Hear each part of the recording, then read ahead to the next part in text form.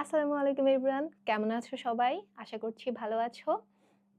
আমি মাসুম মোহাম্মদ সারাত পড়াশোনা করছি ঢাকা ইউনিভার্সিটির ফিনান্স ডিপার্টমেন্টে। তো আজকে আমরা পড়ব ফিনান্স ও ব্যাংকিং সাবজেক্টটা। ফিনান্স শুনলেই আমরা অনেকের মাথা ঘুরে উঠে, তাই না? মনে হয় যে এটা খুব কঠিন কিছু নিশ্চয়ই। কিন্তু ফিনান্স কিন্তু আসলে আমাদের জীবনের সব ক্ষেত্রেই ব্যবহৃত হয়। এই যে তোমাদের বাসায় টাকা পয়সা ম্যানেজ করা লাগে, তাই না?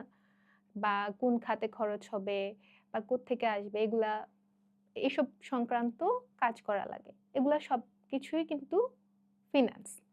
তো শুরু করছি আমাদের প্রথম চ্যাপ্টার, যেটা হচ্ছে অর্থায়ন ও ব্যবসায় অর্থায়ন।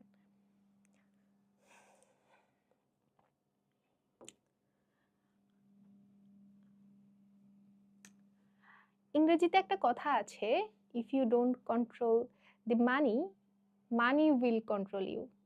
সো আমাদের জানতে হবে কিভাবে অর্থ ব্যবস্থাপনা করতে হয়। সমাজ সভ্যতার ক্রমবিকাশ, বিজ্ঞান ও প্রযুক্তিগত উন্নয়নে ব্যবসা বাণিজ্যের কার্যপরিধিও বৃদ্ধি পেয়েছে। ঠিক আছে? এটার কারণে পণ্যবাজারের নানামুখী প্রতিযোগিতার সৃষ্টি হয়েছে। এই প্রতিযোগিতায় মুনাফা অর্জন করতে হলে একজন ব্যবসায়ীকে সুষ্ঠু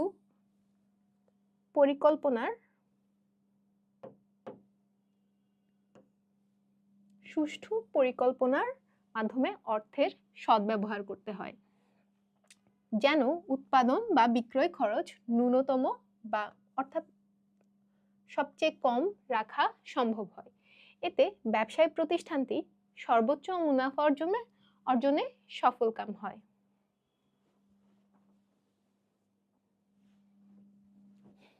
সো আমরা কি জানলাম?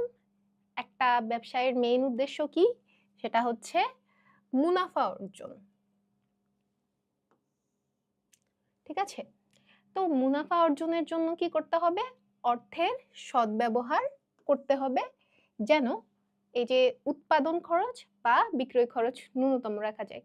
তোমার যদি উৎপাদন খরচ বা বিক্রয় খরচ ন্যূনতম হয়, তখনই তো তোমার মুনাফাটা বেশি হবে, তাই না? এটাই। এবং এতে ব্যবসায় প্রতিষ্ঠানটি মুনাফা অর্জনে সফলকাম হয়। সে উদ্দেশ্যে সকল প্রতিষ্ঠান তার বিনিয়োগের জন্য প্রয়োজনীয় তহবিল, আচ্ছা, কোথাও ইনভেস্ট করতে হলে তোমার কি লাগবে? টাকা লাগবে, তাই না? এই টাকাটা বা এই তহবিলটা সবচেয়ে কাঙ্ক্ষিত উৎস থেকে সংগ্রহ করে এবং পণ্য বাজারের বিভিন্ন তথ্য বিশ্লেষণের মাধ্যমে সর্বোত্তম প্রকল্পে তহবিল বিনিয়োগ করে। ফলে ব্যবসায়ী প্রতিষ্ঠানে অর্থের আগমন অর্থাৎ অর্থ আসে এবং নির্গমন অর্থাৎ অর্থ খরচ হয়, এই প্রবাহটা সৃষ্টি হয়। অর্থের এই প্রবাহকে কে নিয়ন্ত্রণ করে? অর্থায়ন নিয়ন্ত্রণ করে। অর্থায়নের নানাবিধ নীতি, যেগুলো আমরা সামনের দিকে পড়ব, এইসব নীতি এই নিয়ন্ত্রণ প্রক্রিয়ায় ব্যবহৃত হয়। অর্থায়ন ব্যবস্থাপনা একজন ব্যবসায়ীকে স্বল্প পুঁজি বিনিয়োগ করেও অধিক মুনাফা অর্জনে সহায়তা করে। অর্থাৎ কারো যদি অর্থ ব্যবস্থাপনা বা অর্থায়ন সম্পর্কে ভালো জ্ঞান থাকে, তার যদি পুঁজি অল্পও হয়, তাও সে মুনাফা অর্জন করতে পারবে।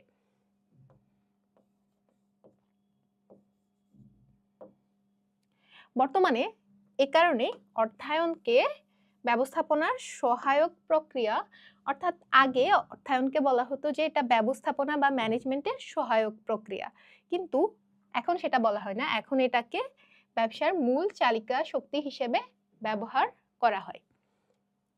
সো আমরা জানলাম যে অর্থায়নের সম্পর্কে প্রাথমিক ধারণাটা আমরা পেলাম।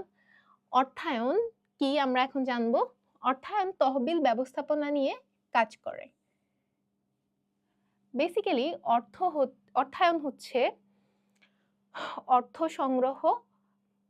সংগ্রহ না, এটা তহবিল সংগ্রহ বললে বেটার। তহবিল সংগ্রহ ও বন্টনের কাজ। ঠিক আছে? অর্থাৎ কোন উৎস থেকে কি পরিমাণ তহবিল সংগ্রহ করে কোথায় কিভাবে বিনিয়োগ করা হলে কারবারে সর্বোচ্চ মুনাফা হবে অর্থায়ন সেই সংক্রান্ত পরিকল্পনা প্রণয়ন ও বাস্তবায়ন করে। অর্থাৎ তুমি জাস্ট তহবিল সংগ্রহ করলেই হবে না, তোমাকে এই তহবিলগুলো এমন খাতে বিনিয়োগ করতে হবে যাতে তুমি মুনাফা অর্জন করতে পারো। ঠিক আছে? একটি ব্যবসা প্রতিষ্ঠানের ক্ষেত্রে মালামাল বিক্রয় থেকে অর্থের আগমন হয়। কারবারে মালামাল প্রস্তুত ও ক্রয় করার জন্য বিভিন্ন ধরনের তহবিলের প্রয়োজন হয়। অর্থাৎ একটা ব্যবসায় প্রতিষ্ঠানে এখানে বলা হয়েছে যে এই যে বিভিন্ন জিনিস বিক্রয় করা হয় সেটা থেকে অর্থ আসে, এবং এই যে মালামাল এটা প্রস্তুতের জন্য বিভিন্ন পণ্য ক্রয় করা লাগে বা শ্রমিকদের মজুরি দেওয়া লাগে, বিভিন্ন ধরনের খরচ করতে হয়, সেটার জন্য কিন্তু তহবিলের প্রয়োজনীয়তা আছে। যেমন মেশিনপত্র ক্রয়, কাঁচামাল ক্রয়, শ্রমিকদের মজুরি প্রদান ইত্যাদি, এগুলাই হচ্ছে কি তহবিলের ব্যবহার। তহবিলের এই প্রয়োজন অনুযায়ী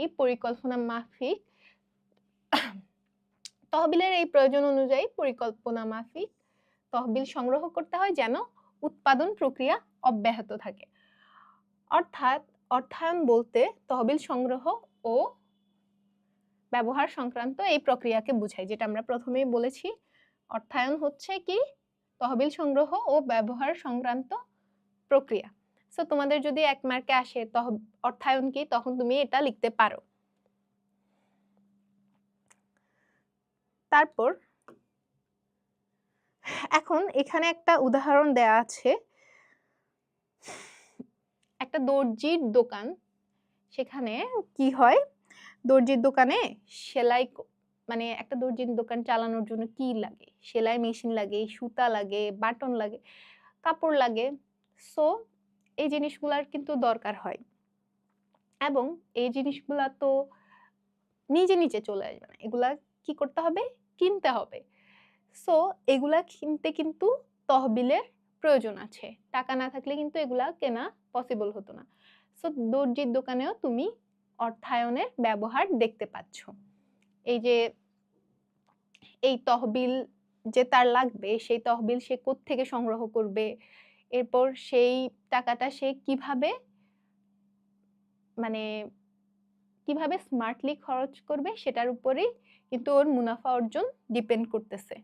ঠিক আছে? এটাই হচ্ছে কিন্তু অর্থায়ন।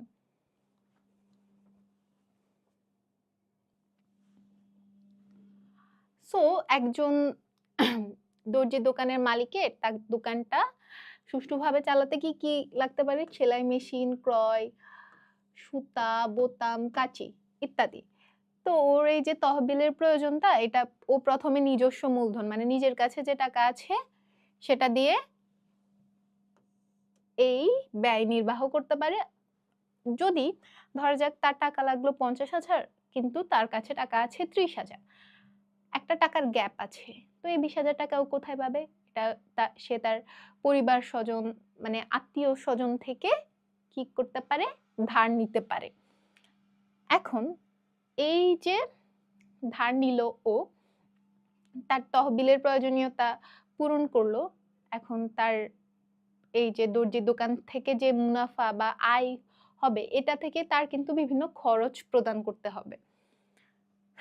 তো ওকে যেমন কর্মচারীদের বেতন দিতে হতে পারে, তারপর দোকান ভাড়া দিতে হতে পারে, বিদ্যুৎ বিল পরিশোধ করতে হতে পারে, তাকে কিন্তু তার সেই দোকান থেকে যে আয় সেগুলা থেকেই এই খরচগুলো দিতে হবে।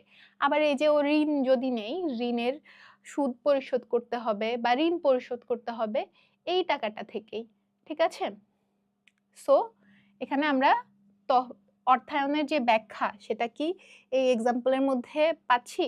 এখানে এই যে তহবিল সে সংগ্রহ করছে নিজস্ব মূলধন এবং আত্মীয় স্বজন থেকে, অ্যান্ড দেন তহবিল ব্যবহার করছে কোথায়, এই যে ঋণ পরিশোধ, কর্মচারীদের বেতন ইত্যাদি ক্ষেত্রে। সো এখানে আমরা অর্থায়নের ব্যবহার দেখতে পাই। একজন দর্জি দোকানের মালিকের সবসময় প্রত্যাশা থাকে যে যেন ব্যবসার আয় থেকে ব্যবসায়ের ব্যয় নির্বাহের পরেও কিছু মুনাফা থাকে। ঠিক আছে? এটা তো খুবই নর্মাল এক্সপেকটেশন, তাই না? ও তো চাইবে তার যে আয় এগুলা থেকে ওর যে সব খরচ দেয়া লাগবে এগুলার পরেও যাতে কিছু মুনাফা থাকে, কারণ তার নিজস্ব খরচ থাকতে পারে, সে সেভিংস এর কথাও ভাবতে পারে, তাই না? যা দিয়ে সে নিজের পরিবারের নৈমিত্তিক খরচ মিটিয়েও ভবিষ্যতের জন্য সঞ্চয় করতে পারে বা ব্যবসা সম্প্রসারণে ব্যবহার করতে পারে। এখন দর্জি দোকানের মালিকের কেন অর্থায়ন সম্পর্কে ধারণা থাকা লাগবে? অর্থায়ন সম্পর্কে যদি ধারণা ওর থাকে তাহলে সে আগেই মানে পূর্ব পরিকল্পনা মাফিকভাবে হচ্ছে তহবিল সংগ্রহ করে রাখবে। দেখা গেল ওর হঠাৎ করে সুতার প্রয়োজন হচ্ছে কিন্তু ওর হাতে টাকাই নাই, তো তখন তো বিপদে পড়ে যাবে, তাই না? তার ব্যবসায় যে স্মুথলি চলতেছে সেটা কিন্তু চলবে না। তো এটা যদি ও আগে থেকে চিন্তা করে কিছু টাকা ম্যানেজ করে রাখে আগে থেকে, কারণ এটা তো লাগতেই পারে, তাই না? তাহলে সে হচ্ছে তার কার্যক্রম ভালোভাবে চালাতে পারবে এবং তার কাঙ্ক্ষিত মুনাফা অর্জন করতে পারবে।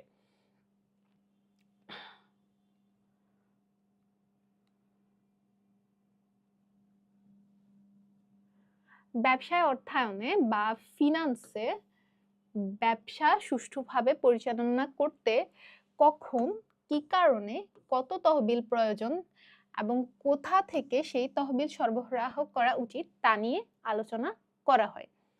ঠিক আছে, এটা তো আমরা দেখলাম দর্জি দোকানের উদাহরণ। এই উদাহরণ অ্যাপ্লিকেবল হতে পারে মুদি দোকানের ক্ষেত্রে, হোটেল ব্যবসার ক্ষেত্রে, মানে বিভিন্ন ব্যবসার ক্ষেত্রে এই উদাহরণটা মানে অর্থায়নের এই ব্যবহারটা অ্যাপ্লিকেবল।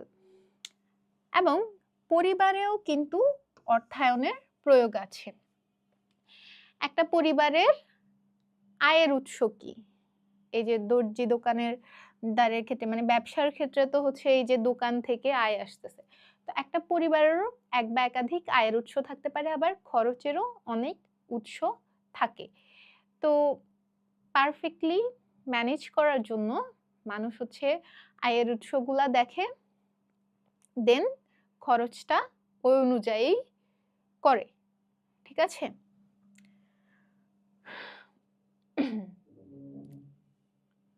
আয়ের সাথে যেমন ব্যয়ের সঙ্গতি রাখা প্রয়োজন, তেমনি ব্যয়ের সঠিক সময়ের দিকটাও সঙ্গতিপূর্ণ হওয়া প্রয়োজন।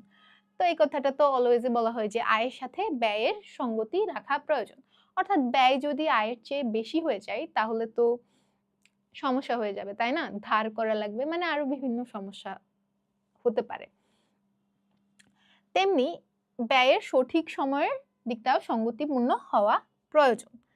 সঠিক সময় বলতে বোঝাচ্ছে যে যখন যে পরিমাণ ব্যয় প্রয়োজন তখন সে পরিমাণ অর্থ না থাকলে সমস্যা হতে পারে, তাই না? যেমন যদি স্কুলের বেতন বকেয়া হয়ে যায় তাহলে স্কুল থেকে নাম কাটা যেতে পারে। সো পূর্ব পরিকল্পনার প্রয়োজন এখানেও আছে, যেমন একটা ব্যবসায় প্রতিষ্ঠানে পূর্ব পরিকল্পনার প্রয়োজন আছে, তেমনি পরিবারেও পূর্ব পরিকল্পনার প্রয়োজন আছে। পূর্ব পরিকল্পনা মাফিক এই তহবিলের উৎস নির্ধারণ ও তার সুষ্ঠু ব্যবহারই পরিবারের ক্ষেত্রে অর্থায়ন প্রক্রিয়া। সো এটা করার জন্য কি করা সবচেয়ে ভালো হয়? যদি বাজেট করা হয়, ঠিক আছে? শুরুতেই যদি বাজেট করে যে কোথায় কোন খাতে কত খরচ করতে হবে আয়ের সাথে মিল রেখে, তাহলে এই ধরনের সমস্যার সম্মুখীন হতে হয় না। নিত্য নৈমিত্তিক এই ধরনের প্রয়োজন ছাড়াও মাঝে মাঝে পরিবারকে তার আয়ের বাইরেও বড় অঙ্কের ব্যয় করতে হতে পারে, যেমন বাসায় নতুন টেলিভিশন কেনা কিংবা রেফ্রিজারেটর কেনা, বা আনএক্সপেক্টেডলি যদি বাসার কেউ অনেক সিক হয়ে যায়, ঠিক আছে? এটা তো একটা ব্যয়বহুল ব্যাপার, তাই না?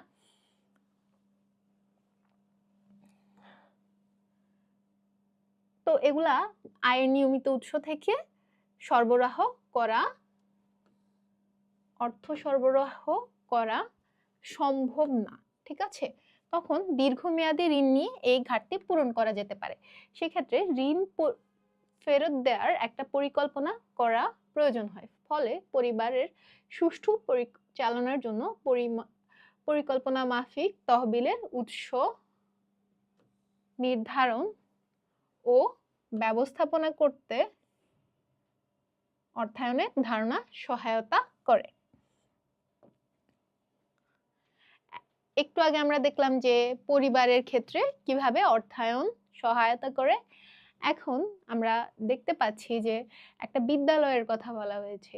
বিদ্যালয়েও সেম ভাবে সিমিলার ওয়েতে কি বলা হয়, কি করা হয়, অর্থায়নের ব্যবহার করা হয়। বিদ্যালয় আমরা জানি এটা হচ্ছে একটা সামাজিক প্রতিষ্ঠান, যার মূল উদ্দেশ্য কিন্তু মুনাফা অর্জন নয়। পরিবারের মূল উদ্দেশ্য মুনাফা অর্জন নয়, ব্যবসায় প্রতিষ্ঠানের মূল উদ্দেশ্য মুনাফা অর্জন। কিন্তু তাও এখানে আয় ব্যয় তহবিল ব্যবস্থাপনার দরকার আছে, কারণ বিদ্যালয়েরও তো বিভিন্ন খরচ আছে, তাই না? বিদ্যালয়ের চেয়ার টেবিল কেনা লাগতে পারে, শিক্ষকদের বেতন দেয়া লাগতে পারে, বা কোনো বিদ্যুৎ বিল আছে, কর্মচারীদের বেতন আছে, তো বিভিন্ন খরচ বিদ্যালয়েও আছে। তো বিদ্যালয়ের আয়ের উৎস কি? বিদ্যালয়ের আয়ের উৎস হচ্ছে স্টুডেন্টদের বেতন ও বিভিন্ন সরকারি অনুদান বা বিভিন্ন ধরনের, মানে সরকার থেকে একটা অ্যামাউন্ট বিদ্যালয়ে আসতে পারে, এটাও হতে পারে সরকারি বিদ্যালয়ের ক্ষেত্রে। আর প্রাইভেট যেসব স্কুল সেগুলাতে তো কমপ্লিটলি ডিপেন্ডস অন স্টুডেন্টস, মানে ছাত্রদের বেতনের উপরই ডিপেন্ড করে। তো এখানে ছাত্রদের বেতন, পরীক্ষার ফি, ভর্তি ফি, এগুলা হচ্ছে তহবিল সংগ্রহ করার এক উৎস একটা বিদ্যালয়ের জন্য। আর খরচের উৎস হতে পারে এই যে শিক্ষক কর্মচারীদের বেতন, ঘর ভাড়া, বিদ্যুৎ বিল প্রদান, বিভিন্ন প্রকার সংস্কারমূলক ব্যয়, কম্পিউটার ও আসবাবপত্র ক্রয়। সো বিদ্যালয়ে যথাযথভাবে তহবিল ব্যবস্থাপনার প্রয়োজন আছে।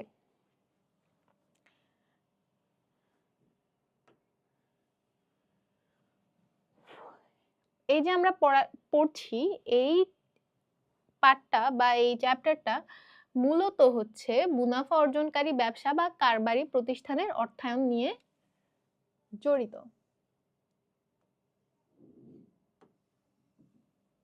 একজন মুদি দোকানের অর্থায়ন প্রক্রিয়াটি কেমন? মুদি দোকানি পণ্য বিক্রয় করে মুনাফা অর্জন করে, আমরা জানি। আবার পণ্য বিক্রয়ের জন্য তাকে পণ্য ক্রয়, দোকান ভাড়া, বিদ্যুৎ বিল, কর্মচারীদের বেতন ইত্যাদি চলতি খরচ নিয়মিতভাবে দিতে হয়, তাই না?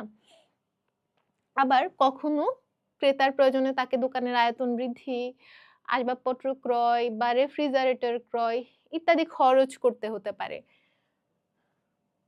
তাই না? তো এগুলা হচ্ছে ওর স্থায়ী খরচ। এখানে আমরা জানতে পারলাম কি চলতি খরচ কেমন, নিত্য নৈমিত্তিক যে খরচগুলো আছে সেগুলো হচ্ছে চলতি খরচ। আর এই যে যে খরচগুলা রেগুলার না, একটু আনইউজুয়াল বাট বড় অঙ্কের, সেগুলা হচ্ছে স্থায়ী খরচ। সো মুদি দোকানি সুষ্ঠুভাবে ব্যবসা পরিচালনার জন্য চলতি ও স্থায়ী সম্পদের তহবিল বিনিয়োগ করে, এবং বিক্রয়লব্ধ আয় হতে যদি বিনিয়োগের তহবিল সংস্থা করা না যায় তবে তাকে বিভিন্ন উৎস যেমন নিজস্ব তহবিল, বন্ধু বান্ধব, ধারে পণ্য ক্রয় ইত্যাদি থেকে তহবিল জোগাড় করতে হয়। অর্থাৎ এই কথাটার মানে কি, এই যে সে পণ্য বিক্রয় করে যে টাকাটা পাচ্ছে, এই আয়টা দিয়ে যদি সে তার তহবিল এর যে প্রয়োজনীয়তা বা অর্থের যে প্রয়োজনীয়তা এটা ফিল আপ করতে না পারে, তাহলে তার অন্য উৎস এগুলো থেকে তহবিল জোগাড় করতে হতে পারে।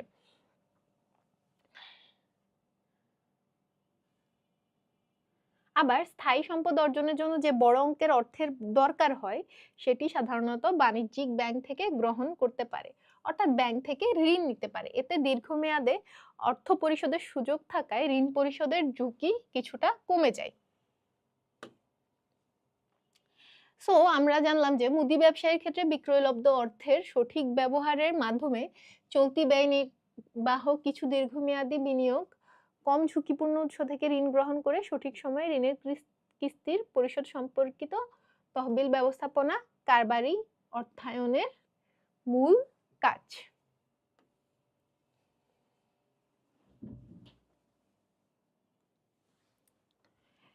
তো আমরা এতক্ষণ যেগুলো জানলাম, মুদি দোকান, দর্জি দোকান, বিদ্যালয়, এগুলা মোটামুটি ছোট প্রতিষ্ঠান। বাট যেসব বড় প্রতিষ্ঠানগুলো আছে যেমন স্কয়ার ফার্মাসিউটিক্যালস, কোহিনূর কেমিক্যালস, এইসব কোম্পানিগুলাকে কি বলা হয়? এগুলাকে বলা হয় কোম্পানি। এবং এদের তহবিল সংগ্রহের ব্যবস্থা কিন্তু মানে সিস্টেম কিন্তু ইয়ার মতো না, ছোট প্রতিষ্ঠানগুলোর মতো না। এরা সাধারণত করে কি, এরা শেয়ার বিক্রির মাধ্যমে তহবিল সংগ্রহ করে এবং এদের তহবিল সংগ্রহের প্রক্রিয়াটা অপেক্ষাকৃত জটিল। বাট এরা হচ্ছে ছোট প্রতিষ্ঠানের চেয়ে বিভিন্ন ধরনের সুবিধা পেয়ে থাকে। এই যে বড় যেগুলো কোম্পানি তারা, যেমন কোম্পানি তার প্রয়োজনীয় তহবিল মূলত শেয়ার বিক্রির মাধ্যমে সংগ্রহ করে থাকে এবং এই যে শেয়ারের প্রাইস, এই প্রাইসটা বৃদ্ধিতে সহায়তা করে কি প্রতিষ্ঠানের সুনাম, মুনাফার হার এবং ভোক্তা সন্তুষ্টি। এখন বিভিন্ন উৎসের মধ্যে কোন উৎস কখন কি পরিমাণে ব্যবহার করে তহবিল সংগ্রহ করা উচিত এবং কোন খাতে কি পরিমাণে তা কিভাবে খরচ বা বিনিয়োগ করে মুনাফা বৃদ্ধি করা যায়, কারবারি অর্থায়ন তা নিয়ে আলোচনা করা এবং দিক নির্দেশনা দিয়ে থাকে। সো ব্যাপারটা হচ্ছে কি, তোমাকে মাথায় রাখতে হবে কি কারবারি অর্থায়ন মেইনলি কি, মানে অর্থায়নই মেইনলি কি, অর্থায়ন হচ্ছে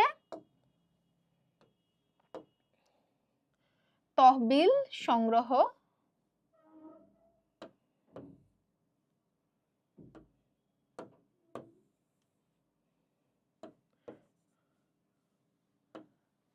অর্থায়ন ইকুয়ালস টু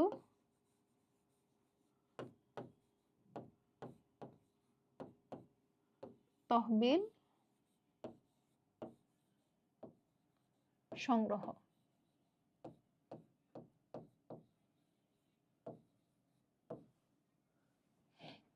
প্লাস তহবিল ব্যবহার। ঠিক আছে, এটাই অর্থায়নের ব্যাখ্যা। এটা মনে রাখলে বাকিগুলা তুমি ইজিলি নিজেই বুঝতে পারবা।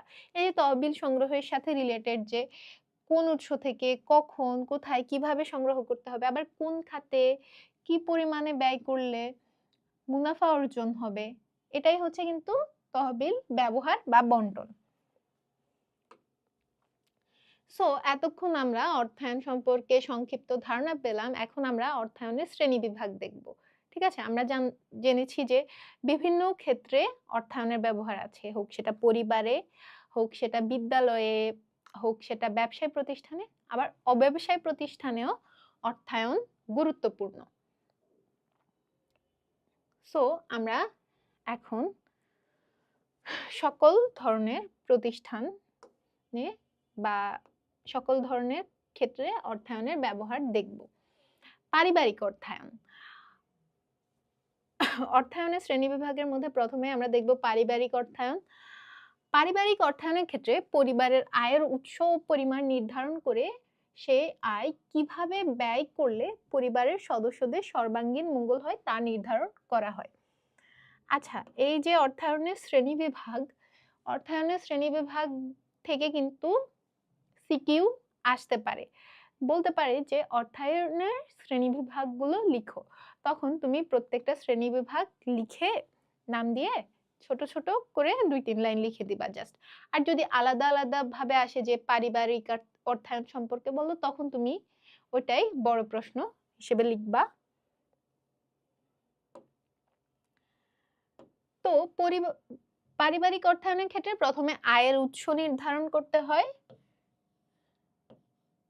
আয়ের উৎস বা পরিমাণ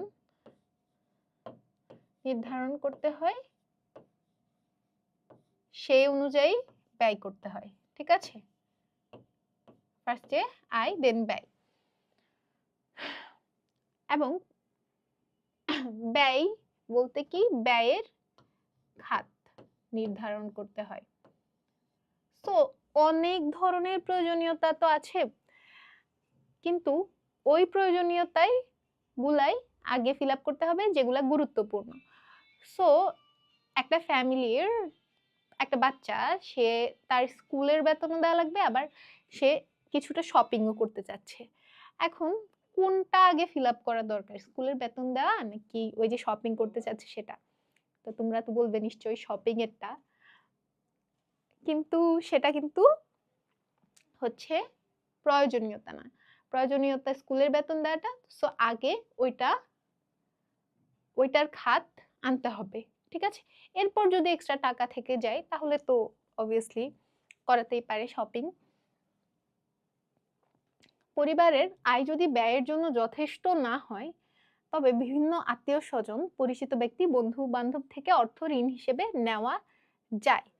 নিয়মিত আয়ের সাথে সঙ্গতি রেখে নিয়মিত ব্যয়সমূহ নির্ধারণ করা হয়।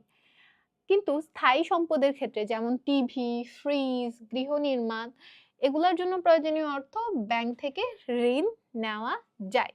কারণ এগুলা তো জাস্ট আয় দিয়ে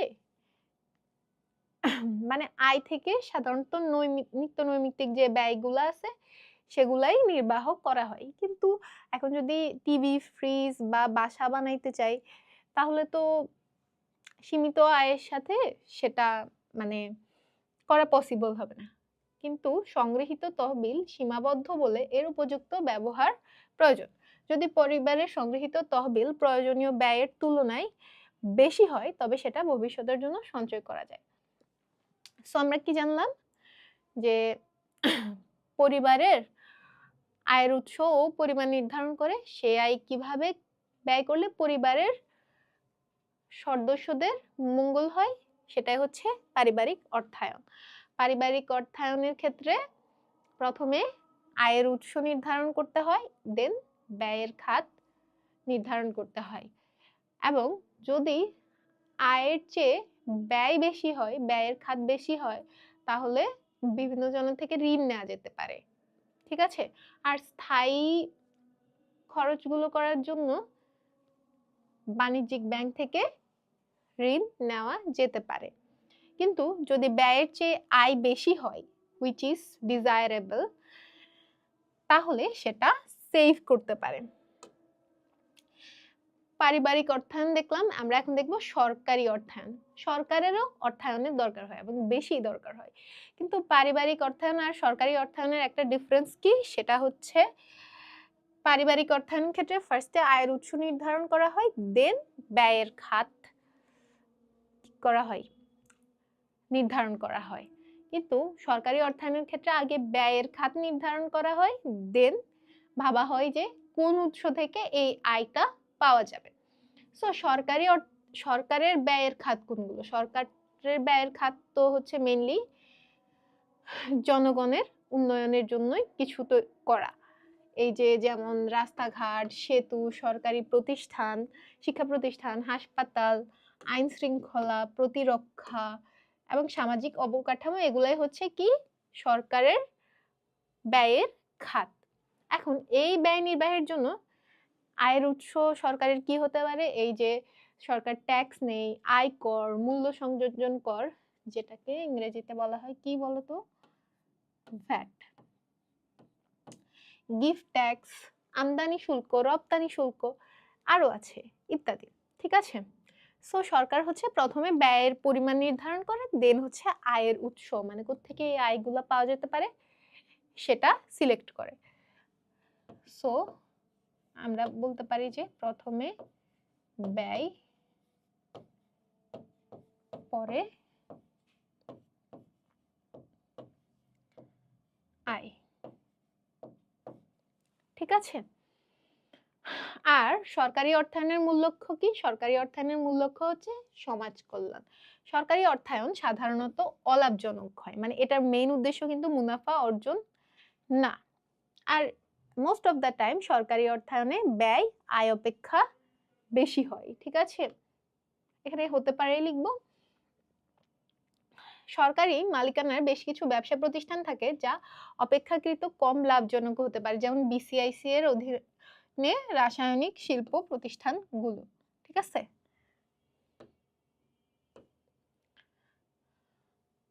তো আবার সরকার তো বড় বড় প্রকল্প অনেক সময় হাতে নেয় না, যেমন বঙ্গবন্ধু সেতু বা মেট্রো রেল নিয়েছিল। তো এগুলা সরকারের বাজেট থেকে করা পসিবল হয় না, অনেক সময় এত বাজেট থাকে না। তখন হচ্ছে বিভিন্ন আন্তর্জাতিক প্রতিষ্ঠান থেকে ঋণ নিতে পারে, যেমন এডিবি, বিশ্ব ব্যাংক, আইডিবি ইত্যাদি। তবে এই ঋণগুলার একটা খারাপ দিক হচ্ছে এই ঋণগুলো প্রদানের সময় এসব প্রতিষ্ঠান বিভিন্ন শর্ত জুড়ে দেয়, যেটা কিনা একটা দেশের উন্নয়ন ও ভাবমূর্তির সাথে সামঞ্জস্যপূর্ণ নাও হতে পারে। ঠিক আছে, এই পরিস্থিতি বিবেচনায় সরকার অন্যান্য উৎস থেকে অর্থের সংস্থান করতে চায়, মানে চায় না যে এসব আন্তর্জাতিক প্রতিষ্ঠানগুলো থেকে অর্থের সংস্থান করুক, বাট আলটিমেটলি করেই ফেলে। বর্তমানে বিশ্বব্যাপী ও আমাদের দেশে সরকারি ও বেসরকারি সহযোগিতার মাধ্যমে বৃহৎ প্রকল্পগুলোর অর্থায়ন করা হয়ে থাকে। ঠিক আছে, মানে সরকারি ও বেসরকারি খাত মিলে বড় বড় প্রকল্পগুলোর জন্য অর্থায়ন করে। এটাকে বলা হয় কি পাবলিক প্রাইভেট পার্টনারশিপ বা পিপিপি। সো এটা তোমার এক মার্কের জন্য আসতে পারে যে পিপিপি কি, তখন তুমি বলবা যে সরকারি ও বেসরকারি সহযোগিতার মাধ্যমে বৃহৎ প্রকল্পগুলোর যে অর্থায়ন করা হয় সেটাকেই বলা হয় পিপিপি। এখানে আমরা একটা বঙ্গবন্ধু সেতুর ছবি দেখতে পাচ্ছি। দেন হচ্ছে আন্তর্জাতিক অর্থায়ন। আন্তর্জাতিক অর্থায়ন হচ্ছে আমদানি ও রপ্তানির সাথে রিলেটেড। এখানে আমদানি ও রপ্তানি খাতগুলো নিয়ে বিচার বিশ্লেষণ করা হয়। বাংলাদেশ প্রধানত আমদানি নির্ভর দেশ এবং বাংলাদেশ সাধারণত খাদ্য সামগ্রী, ঔষধ, মেশিনারিজ এগুলোই আমদানি করে থাকে। আর রপ্তানি করে কি পাট ও পাটজাত দ্রব্য, পোশাক ও কৃষিজাত দ্রব্য। যেহেতু বাংলাদেশ কৃষি নির্ভর দেশ, তাই আর পোশাক শিল্পে বাংলাদেশ অনেক ইমপ্রুভ করতেছে, তো এগুলাই বাংলাদেশ রপ্তানি করে। সো বেশিরভাগ টাইমে হয় কি রপ্তানির থেকেও আমদানির পরিমাণ অনেক বেশি হয়। রপ্তানির থেকে আমদানির পরিমাণ যখন বেশি হয় তখন সেটাকে বলা হয় কি বাণিজ্য ঘাটতি।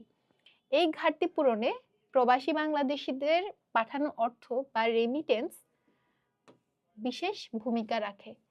সো রেমিটেন্স কি, প্রবাসী বাংলাদেশিরা যে অর্থ দেশে প্রেরণ করে সেটাই হচ্ছে রেমিটেন্স। আর এই রেমিটেন্সটা কিসে সহায়তা করে? বাণিজ্য ঘাটতি পূরণে। আন্তর্জাতিক অর্থায়নে আমদানি ও রপ্তানি খাতসমূহ নিয়ে আলোচনা করা হয় এবং এ সংক্রান্ত ঘাটতি কিভাবে ব্যবস্থাপনা করা যায় তা আলোচনা করা হয়। ঠিক আছে, এখন অব্যবসায়ী প্রতিষ্ঠানের অর্থসংস্থান। আমরা তো ব্যবসায়ী প্রতিষ্ঠানে অর্থায়ন হয় আমরা জেনেছি। অব্যবসায়ী প্রতিষ্ঠান যেমন হতে পারে কি বলে এতিমখানা বা বিভিন্ন দাতব্য চিকিৎসালয় বা হতে পারে ওল্ড হোম গুলা বা বৃদ্ধাশ্রম গুলা, এগুলা তো হচ্ছে অব্যবসায়ী প্রতিষ্ঠান। ঠিক আছে, কিন্তু অব্যবসায়ী প্রতিষ্ঠান হলেও এদের কিন্তু অর্থের দরকার আছে, মানে এদেরও অর্থের প্রয়োজন আছে ডেইলি অ্যাক্টিভিটিজ এর জন্য বা বিভিন্ন জিনিস কেনা টেনার জন্য এদেরও কিন্তু অর্থের দরকার হয়। সো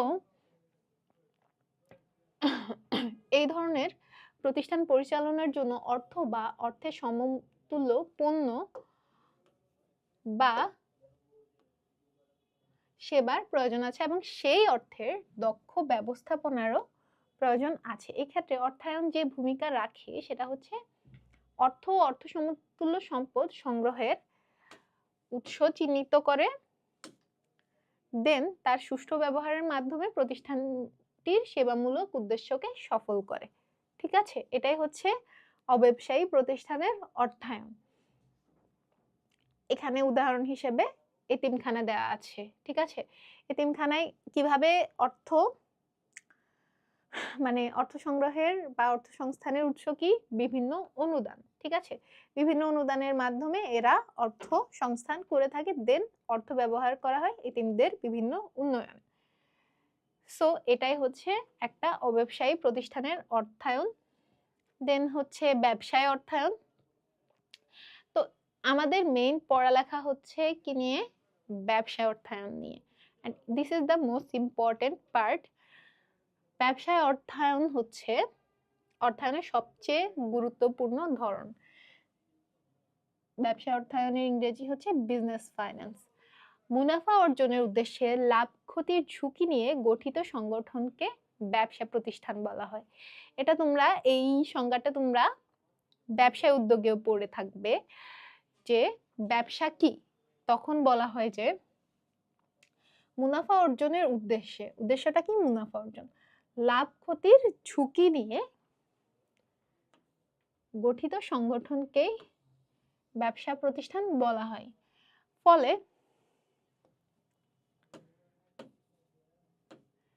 ব্যবসা প্রতিষ্ঠান তার তহবিল সংগ্রহ ও বিনিয়োগের জন্য যে অর্থায়ন প্রক্রিয়া ব্যবহার করে সেটাই হচ্ছে ব্যবসায় অর্থায়ন। সো এক মার্কে যদি তোমাদের কাছে একটা প্রশ্ন হয় তাহলে তোমরা এই সংজ্ঞাটা লিখে দিবা, ঠিক আছে? যে ব্যবসা অর্থায়ন কি, তখন তোমরা এই সংজ্ঞাটা লিখে দিবা। কারবারি প্রতিষ্ঠানগুলোকে আবার 3 ভাগে ভাগ করা যায়, ঠিক আছে? কারবারি প্রতিষ্ঠানগুলোকে কোন 3 ভাগে আমরা ভাগ করতে পারি? কারবারি প্রতিষ্ঠানগুলোর অর্থায়নিক তো হচ্ছে ব্যবসায় অর্থায়ন। এই যে কারবারি প্রতিষ্ঠানগুলো, এগুলোকে আমরা ভাগ করতে পারি 3 ভাগে। সেটা হচ্ছে এক মালিকানা প্রতিষ্ঠান, অংশীদারি প্রতিষ্ঠান বা অংশীদারি ব্যবসায় এবং যৌথ মূলধনী কারবার। এই 3 প্রকার প্রতিষ্ঠানেরই একটা সাধারণ বৈশিষ্ট্য আছে, সেটা হচ্ছে বিনিয়োগের জন্য অর্থ সংগ্রহ ও ব্যবস্থাপনা, অর্থ ব্যবস্থাপনা, ঠিক আছে? অর্থ সংগ্রহের ক্ষেত্রে স্বীয় মূলধন ও ঋণ উৎস হিসেবে ব্যবহৃত হয়। এখন বাংলাদেশের সবচেয়ে জনপ্রিয় কারবারি প্রতিষ্ঠান কোনটা? সেটা হচ্ছে ইউজুয়ালি ছোট প্রতিষ্ঠানগুলো, যেগুলা এক মালিকানা বা অংশীদারি কারবার হিসেবে গঠিত। বাংলাদেশে কোম্পানি সবচেয়ে বেশি পপুলার না, এই ছোট ছোট মুদি দোকান, হোটেল, সেলুন, বুটিক শপ, এগুলাই কিন্তু বাংলাদেশে বেশি জনপ্রিয়। সো এখানে হচ্ছে এক মালিকানা মানে কারবারি প্রতিষ্ঠান 3টা ধরনের বৈশিষ্ট্যগুলো দেয়া আছে। এখন আমরা সেটা দেখি। এক মালিকানা প্রতিষ্ঠান হলে কি হয়? লাভ মালিক একা ভোগ করে যেমন, তেমনি ক্ষতির জন্য তেমনি প্রত্যেকটা ঝুঁকিও মালিক একাই বহন করে এবং ক্ষতিপূরণের জন্য মালিকের ব্যক্তিগত সম্পত্তি ও ব্যবহৃত হয়, ঠিক আছে?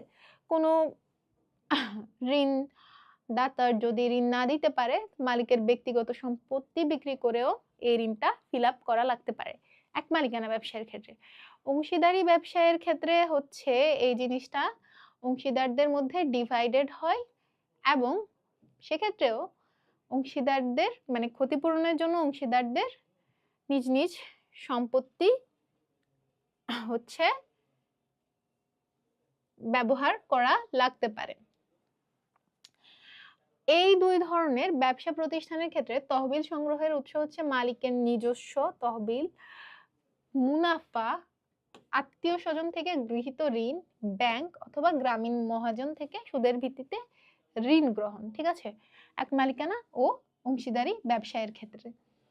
এখন এক মালিকানা আর অংশীদারি ব্যবসায়ের ডিফারেন্সটা কি আমরা বুঝছি। এক মালিকানার ক্ষেত্রে একজনই থাকবে মালিক, ঠিক আছে? যে একাই লাভ ভোগ করবে, একাই ঝুঁকি বহন করবে এবং একাই ক্ষতিপূরণ দেবে। আর অংশীদারি ব্যবসায়ের ক্ষেত্রে কয়েকজন অংশীদার মিলে এটা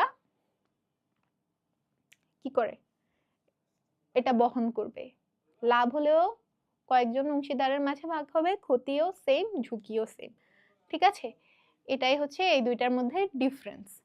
এখন অংশীদারি ব্যবসায়ের তোমরা ব্যবসা উদ্যোগ যখন পড়বা, যে অংশীদারি ব্যবসায়ের মূল ভিত্তি কি? সেটা হচ্ছে চুক্তি।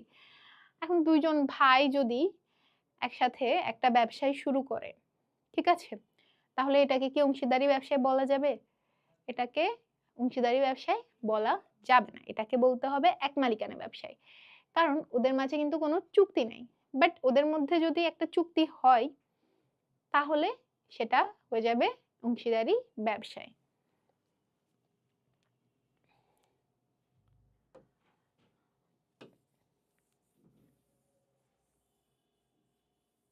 তো এই যে তহবিল ওরা সংগ্রহ করে, এগুলো হচ্ছে যথাযোগ্য ব্যবহার করে মুনাফা অর্জন করাই হচ্ছে এই অর্থায়নের মূল উদ্দেশ্য।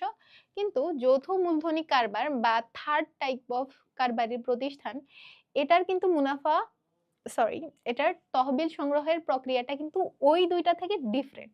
এটার তহবিল সংগ্রহের প্রক্রিয়া হচ্ছে সাধারণত শেয়ার বিক্রয়, আর যৌথ মূলধনী হতে হলে সরকারি অনুমোদন নিতে হয়। তো এখানে হচ্ছে সরকার অনুমোদন দেওয়ার আগে ন্যূনতম মূলধনের পরিমাণ, পরিচালকগণের পরিচয়পত্র, ব্যবসার উদ্দেশ্য, নানাবিধ দলিলাদি বিচার বিশ্লেষণ করা হয়ে থাকে।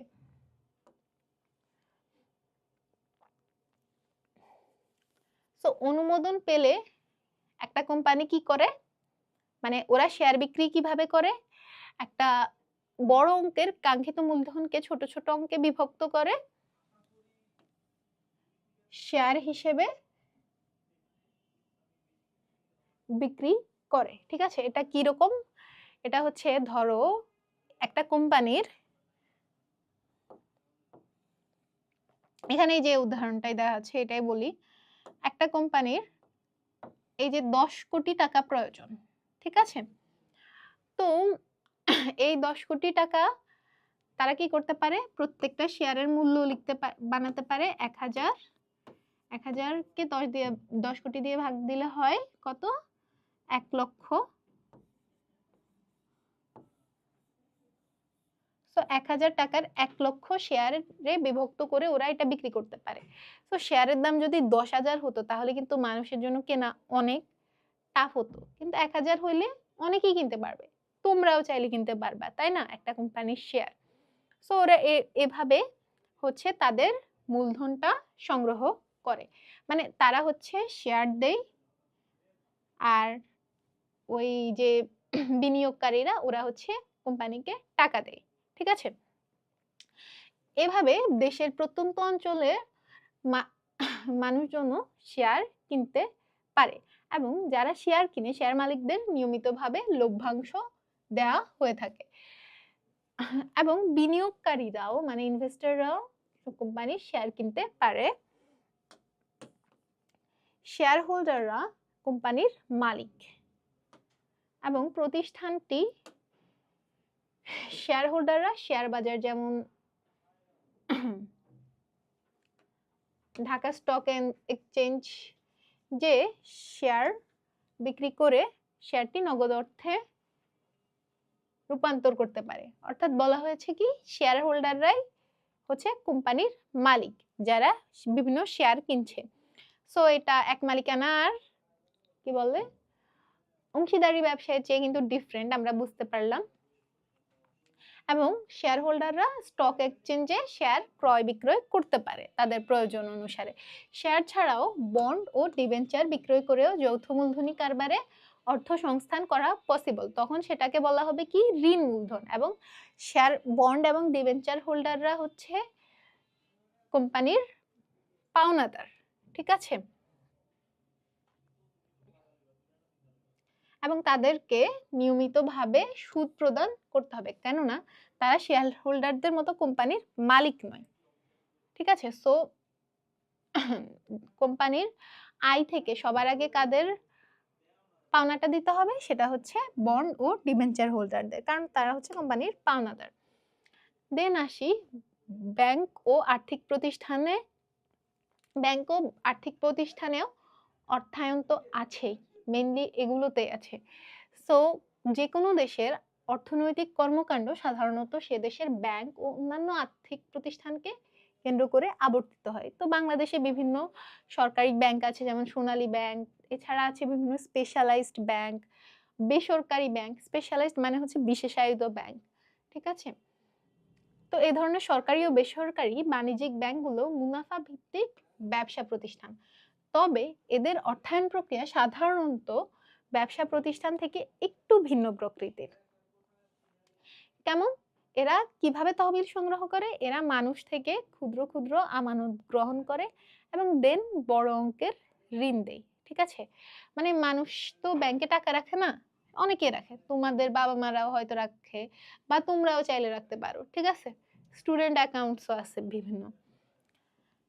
সো ওরা হচ্ছে এরকম 10 জন থেকে ধরো 1000, 5000, 10,000 এভাবে নিয়ে ওদের একটা বড় তহবিল ক্রিয়েট করে। এটাই হচ্ছে ওদের তহবিল সংগ্রহের প্রক্রিয়া। দেন তারা এই তহবিল কোথায় বিনিয়োগ করে? কারো যখন ঋণের প্রয়োজন হয় তাদেরকে হচ্ছে ওরা ঋণ প্রদান করে। ঠিক আছে? এখন এই যে তহবিল সংগ্রহ করছে আমানত হিসেবে, এই আমানতকারীকে ওদের হচ্ছে ব্যাংকে কি দেওয়া লাগবে? সুদ দেওয়া লাগবে, মানে আমানতকারী পাবে। ঠিক আছে? দেন অ্যাগেইন এই যে ব্যাংক ঋণ দিচ্ছে বিভিন্ন, ঠিক আছে, তো ঋণ গ্রহীতা থেকে ব্যাংক হচ্ছে কি পাই? সুদ পাই। সো ব্যাংক সুদ দেয় কাকে? আমানতকারীকে, আর পাইকার থেকে ঋণ গ্রহীতার থেকে। কিন্তু ব্যাংক যে আমানতকারীকে সুদ দিচ্ছে সেটার পরিমাণ কিন্তু ব্যাংক যে ঋণ গ্রহীতা থেকে পাচ্ছে সুদ সেটার চেয়ে অনেক কম হয়। ঠিক আছে? এই যে এই ডিফারেন্সটা, ঋণ গ্রহীতা থেকে যে পরিমাণ পাচ্ছে এবং আমানতকারীকে যে পরিমাণ দিচ্ছে, এটার মাঝে একটা গ্যাপ আছে। এই গ্যাপটাই হচ্ছে ব্যাংকের মুনাফা বা ব্যাংকের আয়। তো এগুলা সম্পর্কে আমরা ব্যাংকিং অধ্যায়ে জানতে পারবো। বাংলাদেশের ব্যাংক ছাড়াও কিছু আর্থিক প্রতিষ্ঠানও দেশের অর্থনৈতিক কর্মকাণ্ডে গুরুত্বপূর্ণ ভূমিকা রাখে। যেমন বাংলাদেশের প্রেক্ষাপটে এমন কিছু প্রতিষ্ঠান হচ্ছে ইনভেস্টমেন্ট কর্পোরেশন অফ বাংলাদেশ বা আইসিবি, বাংলাদেশ গৃহ নির্মাণ অর্থায়ন সংস্থা, বাংলাদেশ কৃষি ব্যাংক। ঠিক আছে? এগুলাও অর্থনৈতিক কর্মকাণ্ডে ইম্পর্টেন্ট রোল প্লে করে।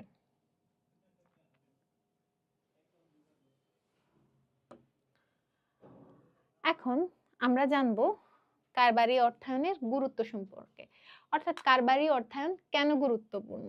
বর্তমানে হচ্ছে তো একটা প্রতিযোগিতামূলক বাজার।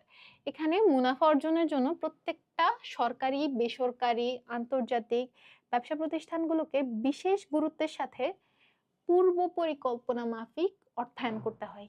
অর্থাৎ এই প্রতিযোগিতামূলক বাজারে টিকে থাকার জন্য পূর্ব পরিকল্পনা মাফিক অর্থায়ন করতে হবে। সুচিন্তিত ও সুদক্ষ অর্থায়ন ব্যবস্থাপনা যদি না থাকে, প্রতিষ্ঠানগুলো কিন্তু ঝুঁকির মধ্যে পড়বে। আর থাকলে কি হবে? ঝুঁকি হ্রাস পাবে এবং মুনাফা বৃদ্ধি পাবে।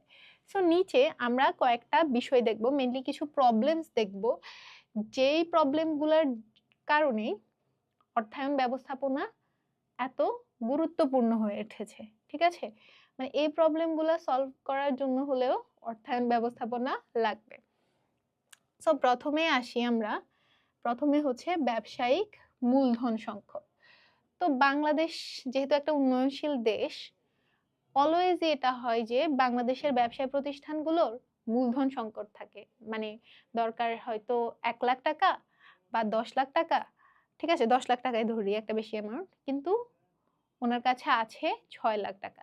So most of the time বাংলাদেশের ব্যবসা প্রতিষ্ঠানগুলোর মূলধন সংকট থাকে এবং এই সংকটের জন্য কারবারি প্রতিষ্ঠান সুচারুরূপে পরিচালনা করা টাফ হয়ে যায় বা এটা একটা দুরূহ কাজ।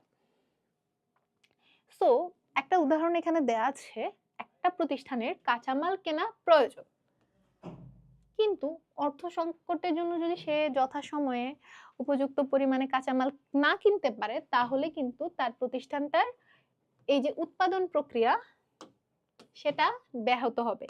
সো সে তার কাঙ্ক্ষিত মুনাফা অর্জন করতে পারে না। অর্থায়ন সংক্রান্ত ধারণা যদি থাকে তাহলে পরিকল্পনা মাফিক যথাসময়ে প্রয়োজনীয় পরিমাণে অর্থ সংগ্রহ ও তার যথার্থ ব্যবহার সহায়তা করে।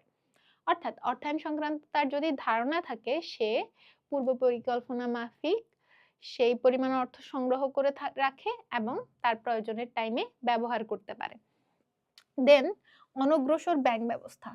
উন্নত বিশ্বগুলোর মতো বাংলাদেশের ব্যাংক ব্যবস্থা কিন্তু অত উন্নত নয়। ঠিক আছে? সো অনেক সময়ই ঋণের আবেদন করলেও কিন্তু ঋণ পাওয়া যায় না। আবার ব্যাংকগুলা চায় কি এই যে ঋণ দিবে সেটার বিপরীতে জামানত রাখতে। এটা ব্যাংক নিজের সেফটির জন্যই চাই। যদি কোনো কারণে ঋণ গ্রহীতা ঋণ প্রদানে অক্ষম হয়, তাহলে তারা হচ্ছে ওই জামানতে যে সম্পত্তি বা পণ্য বা মালামাল যেটাই আছে সেটা বিক্রি করে বা সেটা নিজেদের কাছে রেখে দেয়। সো এই যে সম্পত্তি বন্ধক রাখতে হয়, তার অপ্রতুলতার কারণে ব্যাংক ঋণ উপযুক্ত সময়ে ও যথার্থ পরিমাণে পাওয়া যায় না। এই যে বন্ধক রাখতে হয়, অনেকের কাছে অনেক সময় এই জামানতের মানে জামানত রাখার মতো সম্পত্তি থাকে না, ঠিক আছে? ফলে ব্যবসায়ীদের এই অর্থ সংকট হতে উদ্ভূত সমস্যা মোকাবিলা করার জন্য খুবই পরিকল্পিতভাবে অর্থের সংস্থান করতে হয় এবং সঠিক বিনিয়োগ সিদ্ধান্তের মাধ্যমে অর্থের লাভজনক ব্যবহার করার প্রয়োজন হয়। সঠিক আর্থিক পরিকল্পনা অর্থাৎ অর্থ ব্যবস্থাপনা সম্পর্কে ধারণা থাকলে ব্যবসায়ীদের এই ধরনের সমস্যা পূর্বানুমান মানে প্রেডিক্ট করতে সাহায্য করে এবং যেসব পদ্ধতিতে তা মোকাবিলা করা যায় তার ধারণা দেয়। অর্থাৎ এই যে বাংলাদেশে যে মূলধন সংকট, দেন এখন আসলে অনগ্রসর ব্যাংক ব্যবস্থা, এটার মধ্যেও যদি অর্থায়ন সম্পর্কে একজন ব্যবসায়ীর ধারণা থাকে, তাহলে সে আগেই সব সমস্যা প্রেডিক্ট করতে পারবে এবং কিভাবে বিনিয়োগ করবে বা কিভাবে অর্থ সংগ্রহ করবে এটা সে আগেই পরিকল্পনা করে রাখবে। তাতে সে তার কাঙ্ক্ষিত মুনাফা অর্জন করতে পারবে বা কাঙ্ক্ষিত গোল রিচ করতে পারবে। দেন স্বল্প শিক্ষিত উদ্যোক্তা। বাংলাদেশের বেশিরভাগ ক্ষুদ্র প্রতিষ্ঠানের উদ্যোক্তারাই হচ্ছে স্বল্প শিক্ষিত, ঠিক আছে? সো স্বল্প শিক্ষিত হওয়ার কারণে তারা একটা দীর্ঘমেয়াদী পরিকল্পনার মাধ্যমে অর্থায়ন কার্যক্রম পরিচালনা করতে পারেন। এই কারণে অনেক সময় অনেক লাভজনক প্রতিষ্ঠানও কিন্তু ক্ষতির সম্মুখীন হয় এবং বন্ধও হয়ে যেতে পারে। এই ক্ষতির কারণটা কি? শুধুমাত্র আর্থিক অব্যবস্থাপনা। অর্থায়ন ব্যবস্থাপনা বিষয়ক যদি জ্ঞান থাকে, তাহলে একজন ব্যবসায়ী পরিকল্পনা মাফিক স্বল্প মূল্যে প্রয়োজনীয় পরিমাণ অর্থ সংস্থান করে এবং তার সঠিক বিনিয়োগের মাধ্যমে ব্যবসা পরিচালনা করে পর্যাপ্ত মুনাফা অর্জন করতে পারে। সো আমরা কি কি প্রবলেম জানলাম? ব্যবসায়িক মূলধন সংকট, অনগ্রসর ব্যাংক ব্যবস্থা অ্যান্ড স্বল্প শিক্ষিত উদ্যোক্তা। এই প্রবলেমগুলোর কারণেই অর্থায়ন আরো বেশি গুরুত্বপূর্ণ এই প্রবলেমগুলোর সাথে মোকাবিলা করতে।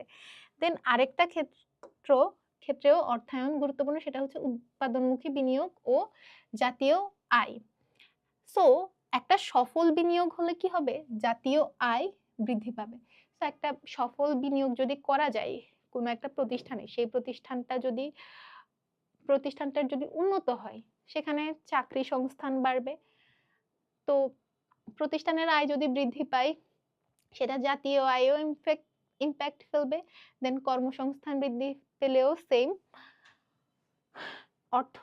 অর্থায়ন সংক্রান্ত জ্ঞানের প্রয়োগে একজন ব্যবসায়ী বিনিয়োগের বিভিন্ন প্রকল্পগুলোর মধ্যে ভবিষ্যৎ আয় ব্যয়ের সম্ভাব্যতা বিশ্লেষণ করে সবচেয়ে লাভজনক প্রকল্পটি বেছে নিতে পারে।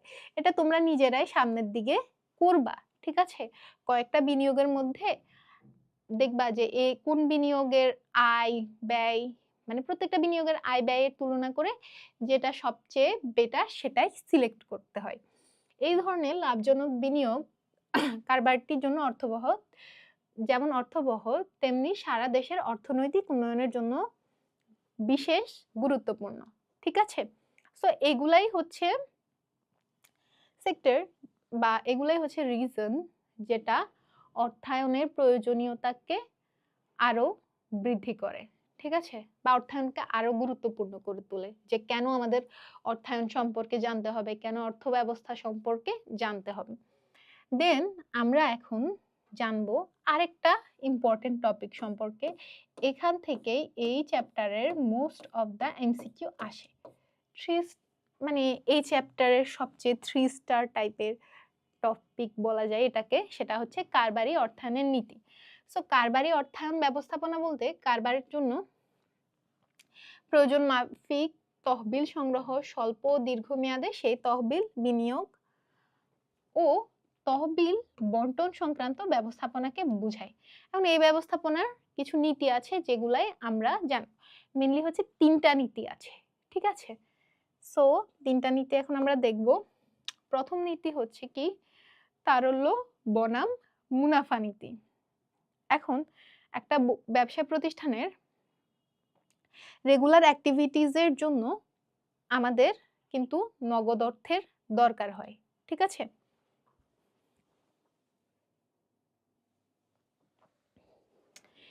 তো এই নগদ অর্থটা আসে প্রতিদিনের বিক্রয় থেকে, ঠিক আছে? এখন এই যে নিত্য নৈমিত্তিক কাজ সেগুলা হতে পারে কাঁচামাল ক্রয় বা আনুষঙ্গিক বিভিন্ন খরচ, যেমন বিদ্যুৎ বিল, কর্মচারীদের বেতন, ঠিক আছে? এখন এই যে বিক্রয়লব্ধ আয়টা, এটা যদি একজন ব্যবসায়ী পুরোপুরি, একজন ব্যবসায়ীর কাছে 2টা অপশন থাকে। ইদার ও পুরোপুরি নগদ অর্থটাই এসব ব্যয়ের জন্য রেখে দিবে, অথবা কিছু অংশ ব্যয়ের জন্য রেখে কিছু অংশ সে ব্যাংকে বা কোথাও বিনিয়োগ করতে পারে, যেটা থেকে সে মুনাফা অর্জন করবে, ঠিক আছে? সো একজন বিজনেসম্যানকে বা একজন ব্যবসায়ীকে ডিসাইড করতে হয় যে সে কি পরিমাণ অর্থ এই যে তারল্য বা নগদ অর্থ হিসেবে রাখবে তার আনুষঙ্গিক খরচ নির্বাহের জন্য, আর কি পরিমাণ অর্থ সে হচ্ছে কি বলে মুনাফা অর্জনের আশায় ব্যাংকে রাখবে। সো সে যদি বেশি পরিমাণ অর্থ বা পুরাটাই নগদ অর্থ হিসেবে বা তারল্য হিসেবে রেখে দেয়, তাহলে তার কিন্তু মুনাফা অর্জন একদমই হবে না, ঠিক আছে? আর সে যদি বেশি পরিমাণ অর্থ মুনাফা অর্জনের আশায় ব্যাংকে রেখে দেয়, তাহলে তার কি হবে? তার হবে তারল্য সংকট,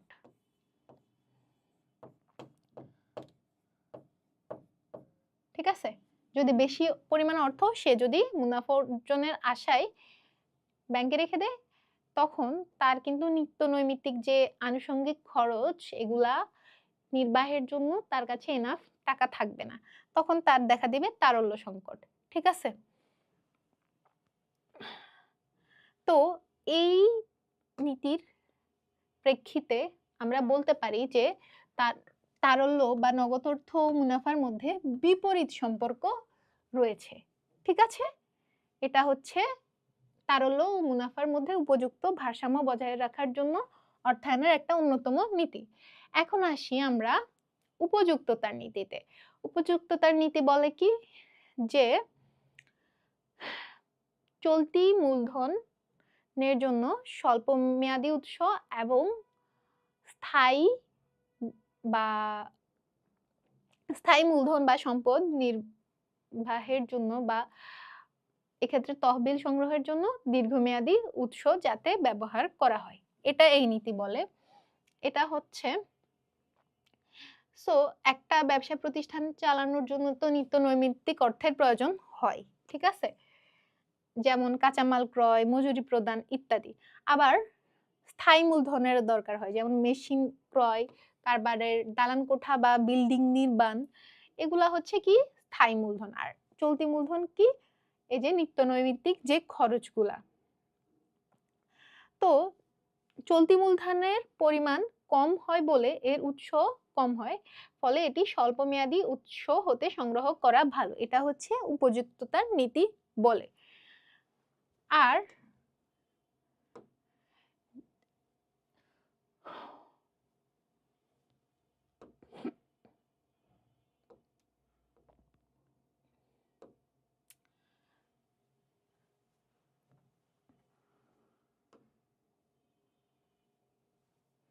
ঠিক আছে, তো বাণিজ্যিক ব্যাংক, বিভিন্ন অর্থায়ন প্রতিষ্ঠান, বিনিয়োগ ব্যাংক, এই ধরনের উৎসগুলো হচ্ছে কি দীর্ঘমেয়াদী ঋণ প্রদান করে থাকে এই উৎসগুলো। তো এগুলো সাধারণত স্থায়ী মূলধনের জন্য যে খরচ সেটা নির্বাহের জন্য এই ক্ষেত্রগুলো থেকে ঋণ নেওয়াটা বেটার। এখন চলতি মূলধন ধরনের ব্যয় নির্বাহের জন্য যদি দীর্ঘমেয়াদী উৎস থেকে এই যে বাণিজ্যিক ব্যাংক বা বিনিয়োগ ব্যাংক থেকে ঋণ নেওয়া হয়, তাহলে এই যে বিক্রয়লব্ধ অর্থ বা ব্যবসায় থেকে যে আয় সেটা দিয়ে কিন্তু এগুলা ফিল আপ করা পসিবল না বা পে করা পসিবল না। তখন ব্যবসায়ে ঝুঁকি সৃষ্টি হয় এবং ব্যবসায়ী ক্ষতির সম্মুখীন হয়। তাই এই নীতি অনুসারে বলা হয় যে বিক্রয়লব্ধ অর্থ থেকে বা স্বল্পমেয়াদী উৎস থেকে চলতি মূলধন ব্যবস্থাপনা করা উচিত। তো স্বল্পমেয়াদী উৎসই হচ্ছে মেইনলি বিক্রয়লব্ধ অর্থ, আর দীর্ঘমেয়াদী উৎস থেকে তহবিল সংগ্রহের জন্য ঋণদাতা প্রতিষ্ঠানগুলোকে অধিক হারে সুদ প্রদান করতে হয়। সো সেম কথাই যে চলতি ব্যয় নির্বাহের জন্য যদি দীর্ঘমেয়াদী উৎস হতে অর্থ সংগ্রহ করা হয় তবে দেখা যায় উপার্জিত আয় হতে ঋণের সুদ পরিশোধ করা অসম্ভব হয়ে পড়ে। সো এভাবেই উপযুক্ততার নীতি কাজ করে। দেন হচ্ছে কারবারের বৈচিত্র্যায়ন ও ঝুঁকি বন্টন, এটা হচ্ছে 3 নাম্বার নীতি।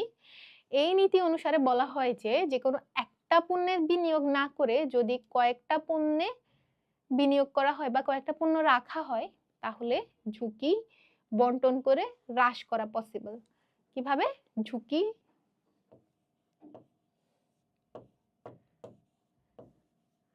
বন্টন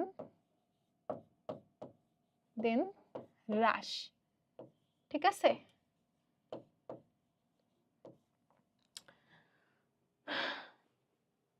এই নীতি অনুসারে পণ্য বা সেবা যতদূর সম্ভব বৈচিত্র্যপূর্ণ করা উচিত, ঠিক আছে? কারণ আমরা জানি যে ফিউচার তো আনসার্টেন বা অনিশ্চিত, তাই না? এই অনিশ্চিত ভবিষ্যৎকে কেন্দ্র করে মুনাফা অর্জনের চেষ্টা করে থাকে ব্যবসায়ীরা, ফলে ব্যবসাকে নানামুখী ঝুঁকির সম্মুখীন হতে হয়, ঠিক আছে? এই ঝুঁকিগুলা অনেক সময় প্রেডিক্ট করা যায় না, ঠিক? এটা বিভিন্ন কারণে সৃষ্টি হয়, যেমন অর্থনৈতিক, রাজনৈতিক, সামাজিক প্রেক্ষাপটের পরিবর্তন, বাজারে নতুন পণ্যের উপস্থিতি, প্রাকৃতিক দুর্যোগ, আকস্মিক দুর্ঘটনা। এই যে রাজনৈতিক কারণের মধ্যে বলা যেতে পারে এই যে জুলাই আন্দোলনের টাইমটা, দেন হতে পারে মানে আনএক্সপেক্টেড বিভিন্ন ঘটনা ঘটতে পারে, যেমন করোনার টাইমটায় বিভিন্ন ব্যবসায়েরই অনেক ক্ষতি হয়েছে এবং এমন অনেক ব্যবসা আছে যেটা বন্ধও হয়ে গিয়েছে কারণ মানুষ যেত না, যেমন বিভিন্ন রেস্টুরেন্ট কিন্তু করোনার টাইমে অফ হয়ে গেছে। কেন? কারণ হচ্ছে মানুষ যেত না। সো এসব কারণে এই এই বিভিন্ন ধরনের ঝুঁকি আসতে পারে, বাট এই ঝুঁকিগুলা তো প্রেডিক্ট করা পসিবল না, তাই না? সো একজন ব্যবসায়ী কি করতে পারে? আগে থেকেই তার কারবারে যথাসম্ভব বৈচিত্র্য আনতে পারে, তাহলে সে হচ্ছে এই ঝুঁকি বন্টন করে হ্রাস করতে পারবে, ঠিক আছে? যেমন এখানে একটা উদাহরণ দেওয়া হচ্ছে, একজন ব্যবসায়ী, মুদি ব্যবসায়ী যদি তার দোকানে সনাতনী সাবান ও হালাল সাবান দু ধরনের সাবানই রাখে তাহলে দু ধরনের ক্রেতারাই তার দোকান থেকে কিনতে পারে। বাট সে যদি জাস্ট একটা টাইপের সাবান রাখে তাহলে বিক্রেতারা অন্য টাইপের সাবান কেনার জন্য অন্য ব্যবসায়ীর কাছে যাবে, ঠিক আছে? এই কারণে সে যে মুনাফা অর্জনের সুযোগ ছিল সেটা থেকে ডিপ্রাইভড হবে বা পাবে না। আবহাওয়া ও ঋতু ভেদেও কোনো কোনো পণ্যের বিক্রয় হ্রাস বৃদ্ধি হয়, যেমন একটা কাপড় দোকানে যদি জাস্ট শীত বস্ত্র বিক্রি করে তো শীতকাল শেষ হয়ে গেলে তো তার আর বিক্রি করার কিছুই থাকবে না। বাট সে যদি আবহাওয়া বা ঋতু ভেদে দুই টাইপেরই বস্ত্র রাখে বা কাপড় রাখে তাহলে সে সবসময়ই তার বিক্রয় কার্যক্রম চালিয়ে যেতে পারবে। এটা একটা লাইব্রেরির ক্ষেত্রেও বলা যেতে পারে। ঝুঁকি হ্রাসে বৈচিত্র্যায়নের এই নীতি তহবিল সংগ্রহের ক্ষেত্রেও ব্যবহার করা যায়, ঠিক আছে?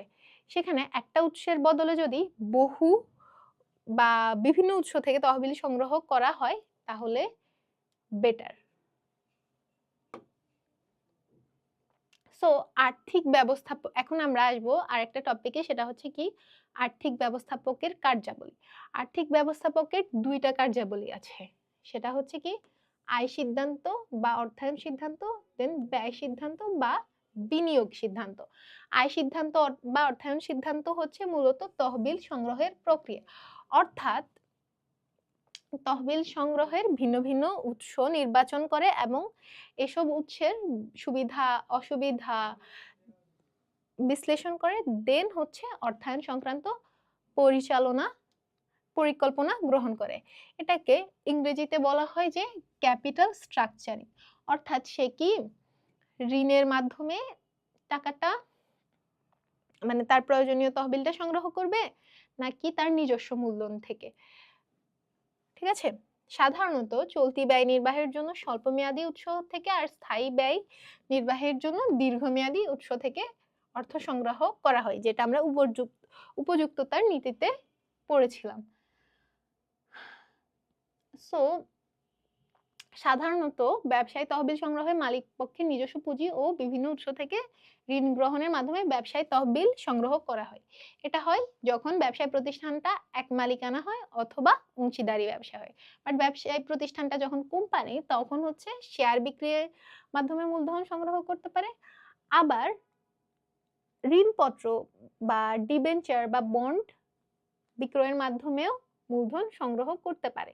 আর শেয়ার হোল্ডাররাই হচ্ছে কোম্পানির মালিক, যেটা আমরা পড়েছি। তো ঋণের মাধ্যমে যখন তহবিল সংগ্রহ করে তখন প্রতিষ্ঠানের কি বৃদ্ধি পায়?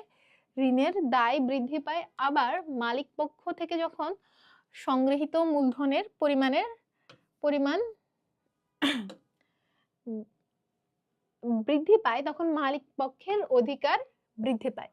তো এটা কিন্তু অ্যাকাউন্টিং এর ওই ফর্মুলাটার সাথে যায়, A=L+OE। কমার্সের সাবজেক্টগুলোর পড়া কিন্তু সবগুলারই কানেক্টেড, ঠিক আছে। ফলে সঠিক অর্থায়ন সিদ্ধান্তের মাধ্যমে একটা প্রতিষ্ঠান ঋণের দায় ও মালিকানা সত্ত্বের মধ্যে লাভজনক ভারসাম্য সৃষ্টিতে সফল হয়। দেন আসলাম ব্যয় সিদ্ধান্ত বা বিনিয়োগ সিদ্ধান্ত। তহবিল সংগ্রহ তো করা হলো, এখন তহবিলটা কিভাবে বিনিয়োগ করলে কাঙ্ক্ষিত মুনাফা অর্জন পসিবল, সেটাই হচ্ছে ব্যয় সিদ্ধান্ত বা বিনিয়োগ সিদ্ধান্ত, ইংরেজিতে যাকে বলা হয় কি ক্যাপিটাল বাজেটিং।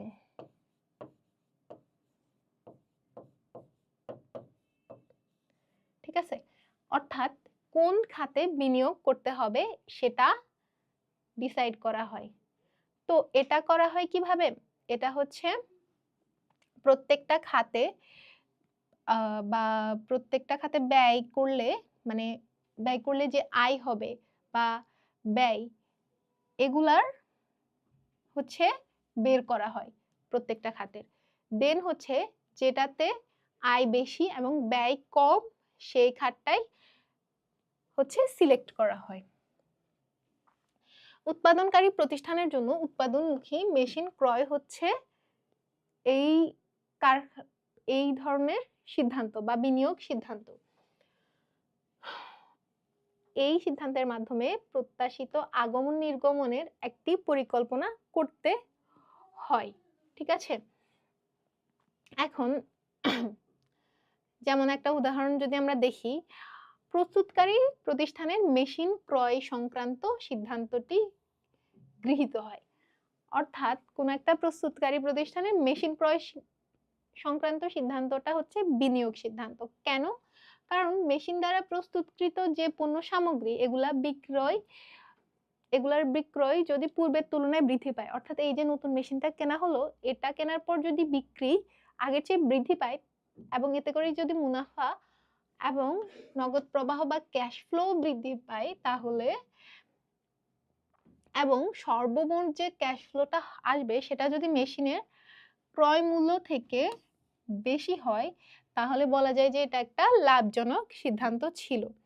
আবার আগামী 10 বছর যদি মেশিনটা ব্যবহার করা যাবে বলে মনে হয়, তাহলে মেশিনের বিনিয়োগ সিদ্ধান্তটির জন্য আগামী 10 বছরে মালামাল বিক্রয় হতে যে অর্থের আগমন হবে, অর্থাৎ এই মেশিনটা দিয়ে যে মালামাল প্রস্তুত হবে এবং সেটা বিক্রি থেকে যে অর্থ আসবে, তার সাথে মেশিনের ক্রয় মূল্যর তুলনা করতে হবে।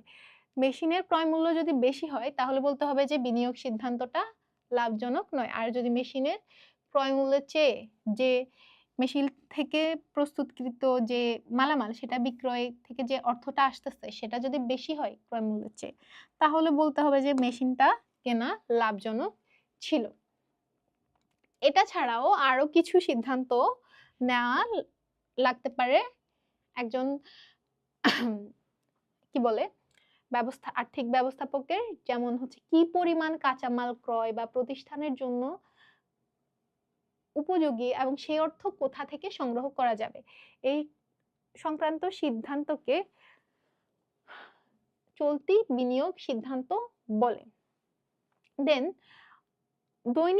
দৈনন্দিন প্রয়োজন নির্বাহের জন্য কি পরিমাণ নগদ অর্থ রাখা উচিত, এটাও একটা গুরুত্বপূর্ণ সিদ্ধান্ত। এই সিদ্ধান্তটা কিসের সাথে রিলেটেড? ওই যে তারল্য বনাম মুনাফা নীতি, মানে কি পরিমাণ তারল্য রাখতে হবে। দেন যেসব উৎস থেকে তহবিল সংগ্রহ করা হয়েছে তাদের প্রাপ্য প্রদান করা আরেকটা সিদ্ধান্ত।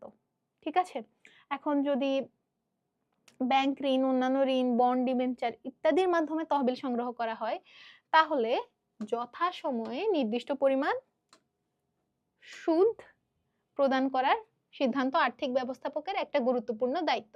একইভাবে যদি শেয়ার বিক্রির মাধ্যমে হয় তাহলে লভ্যাংশ প্রত্যাশিত হারে মুনাফা অর্জন ও লভ্যাংশ বন্টন ও একটা গুরুত্বপূর্ণ বিবেচ্য বিষয়। সো ঋণের মাধ্যমে করা হলে কি করতে হবে? সুদ প্রদান করতে হবে। আর যদি শেয়ারের মাধ্যমে তহবিল সংগ্রহ করা হয় দেন হচ্ছে লভ্যাংশ বন্টন করতে হবে। কোনটা আগে করতে হবে? অলওয়েজ আগে সুদ প্রদান করতে হবে আয় থেকে, কারণ হচ্ছে ঋণ বা পাওনাদারদের যে দায়টা সেটা আগে ফিল আপ করতে হবে, দেন হচ্ছে লভ্যাংশ বন্টন। এই সিদ্ধান্তকে আবার ইংরেজিতে বলা হয় কি? Dividend decision. ঠিক আছে, এখন আমরা এই চ্যাপ্টারের লাস্ট টপিকে চলে এসেছি, সেটা হচ্ছে অর্থায়নের ক্রমোন্নয়নের ধারা। তো অর্থায়নের শুরুটা হয়েছে মেইনলি সপ্তদশ শতাব্দীর শিল্প বিপ্লবের পরে। ঠিক আছে, সপ্তদশ শতাব্দী বলতে শিল্প বিপ্লব কখন হয়েছিল? 1750 থেকে 1850 খ্রিস্টাব্দে। তখন উৎপাদন কৌশল জটিলতর হয় বা উৎকর্ষ লাভ করে। ঠিক আছে, সো তখনই কিন্তু অর্থায়ন সংক্রান্ত ধারণা ও ব্যবহার অত্যাবশ্যক হয়ে ওঠে, এবং ওই টাইমটাতেই হিসাব শাস্ত্র বা অ্যাকাউন্টিং এরও বিকাশ ঘটে। সো অষ্টাদশ শতাব্দীতে ফিনান্স মূলত আর্থিক বিবরণীর বিচার বিশ্লেষণের কাজে নিয়োজিত ছিল। এই যে অ্যাকাউন্টিং এ কিন্তু আর্থিক বিবরণী করতে হয়, তো আর্থিক বিবরণীর যে এন্ট্রিগুলো এগুলোর বিচার বিশ্লেষণের কাজে ছিল ফাইন্যান্সের। ক্লাসিক্যাল ধারার ব্যষ্টিক অর্থনীতির উন্নতির সাথে সাথে কারবারের নিজস্ব ও বিশেষায়িত অর্থনীতি নিয়েও ঊনবিংশ শতাব্দীর শেষের দিকে অর্থায়ন সম্পৃক্ত ছিল। অর্থায়নের ক্রমবিকাশের এই ধারা অর্থায়নের প্রকৃতি ও আওতা সম্পর্কে আমাদের একটা অর্থবহ ধারণা দেয়। গতানুগতিক ধারায় আর্থিক ব্যবস্থাপকদের প্রধান দায়িত্ব ছিল কি?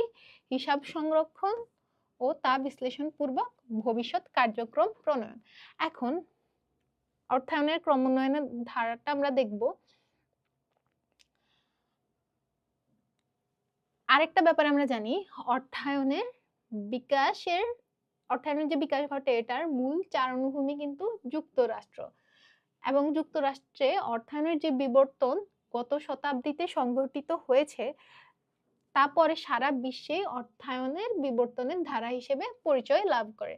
সো অর্থায়নের বিবর্তন কোথায় ঘটে যদি বলা হয় তাহলে বলতে হবে যে যুক্তরাষ্ট্রে। এখন আমরা অর্থায়নের ক্রমোন্নয়নের ধারাকে পর্যায়ক্রমিকভাবে যদি দেখি, 1930-এর পূর্ববর্তী দশকে এগুলা ইজিলি মনে রাখা সিস্টেম হচ্ছে তোমরা প্রত্যেকটা দশক লিখবা, দেন সাইডে ছোট্ট একটা লাইনে সেই টাইমটাতে কি ঘটছে এটা লিখে রাখবা। ঠিক আছে, এটাই সবচেয়ে ইজিয়ার। যেমন 1930-এর পূর্ববর্তী দশকে কি হয়েছে, এই সময় যুক্তরাষ্ট্রের কোম্পানিগুলোর মধ্যে একত্রীকরণের প্রবণতা শুরু হয়। ঠিক আছে? তো আর্থিক ব্যবস্থাপকদের কাজও এটাই ছিল। কিভাবে একত্রীকরণের জন্য বিশাল অঙ্কের অর্থসংস্থান ও আর্থিক বিবরণী তৈরি করতে হবে, ওরা সেই দায়িত্বটাই পালন করত। দেন 1930-এর দশকে হয় কি, এটা ছিল 1930-এর পূর্ববর্তী দশক। দেন 1930-এর দশকে একত্রীকরণ প্রবণতা যুক্তরাষ্ট্রে যথেষ্ট সফলতা পায়নি, এবং আগের দশকে যে প্রতিষ্ঠানগুলো একীভূত হয় সেগুলো বেশিরভাগই দেউলিয়া হয়ে যায়। তারপর 1940-এর দশকে হয়েছিল কি, এই সময় সুষ্ঠুভাবে কারবার পরিচালনার জন্য তারল্যের অর্থাৎ নগদ অর্থের যে প্রয়োজনীয়তা সেটা বিশেষভাবে উপলব্ধি করা যায়। সো আর্থিক ব্যবস্থাপকরা তখন নগদ অর্থ প্রবাহের বাজেট করে সুপরিকল্পিত নগদ প্রবাহের মাধ্যমে অর্থায়ন সেই দায়িত্ব পালন করে, অথবা আর্থিক ব্যবস্থাপকরা সেই দায়িত্ব পালন করে। ওরা হচ্ছে নগদ অর্থ প্রবাহের বাজেট করে। 1950-এর দশকে অর্থায়নের যে পূর্বের দৃষ্টিভঙ্গি সেটা পরিবর্তন হয় এবং সর্বোচ্চ লাভজনক বিনিয়োগ প্রকল্প মূল্যায়নের নানা প্রকার গাণিতিক বিশ্লেষণ কাজে নিয়োজিত হয়। ঠিক আছে, ওই যে ক্যাপিটাল বাজেটিং জিনিসটা মেইনলি কামস ইন অ্যাকশন বা তখন পরিচিতি পায়। এই 1960-এর দশক থেকে আধুনিক অর্থায়নের যাত্রা শুরু হয়।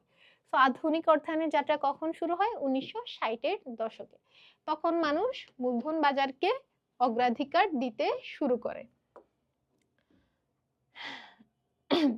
এবং এই উদ্দেশ্যকে সফল করার জন্য নানা রকম আর্থিক বিশ্লেষণমূলক কার্য শুরু হয়।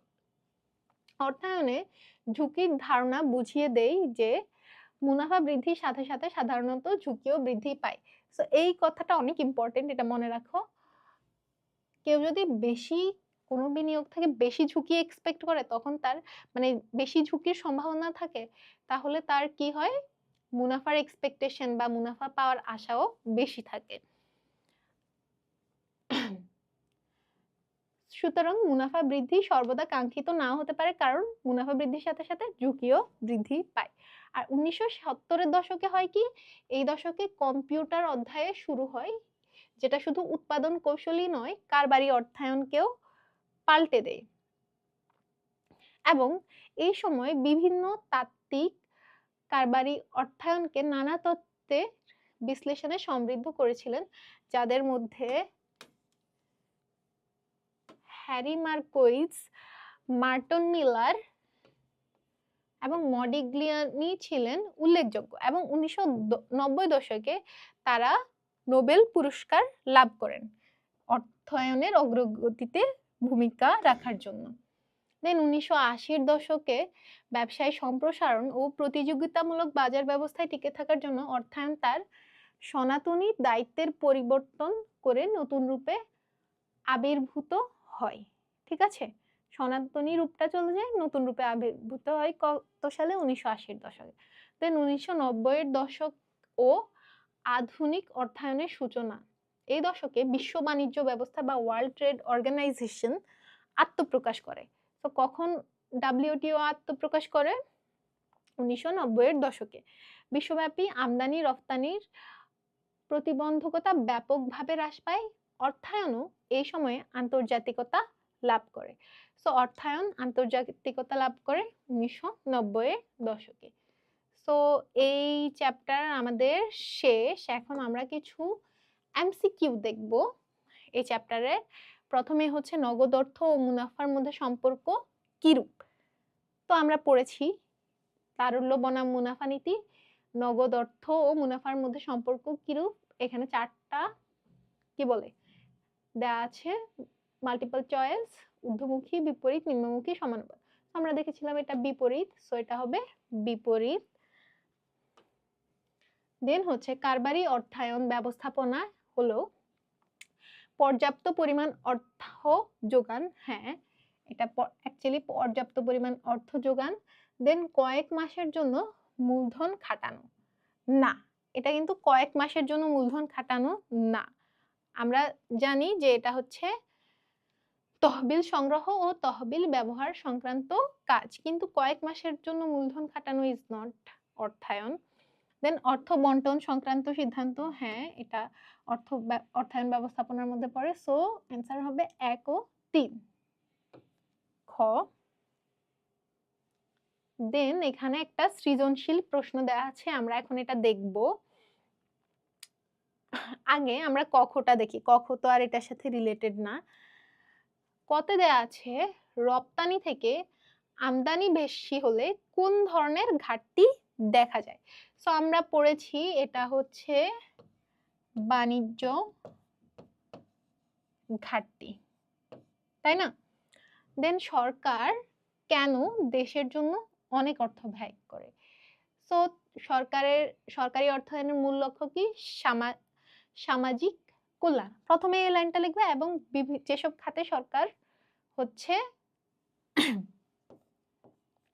অর্থ ব্যয় করে, যেমন সেতু, রাস্তাঘাট, এগুলা লিখবা। এবং এগুলা কেন করে? মানুষের জীবনযাত্রার মান উন্নয়নের জন্য এবং দেশের উন্নয়নের জন্য। এখন আমরা এই সৃজনশীলটা একটু পড়ি, ঠিক আছে?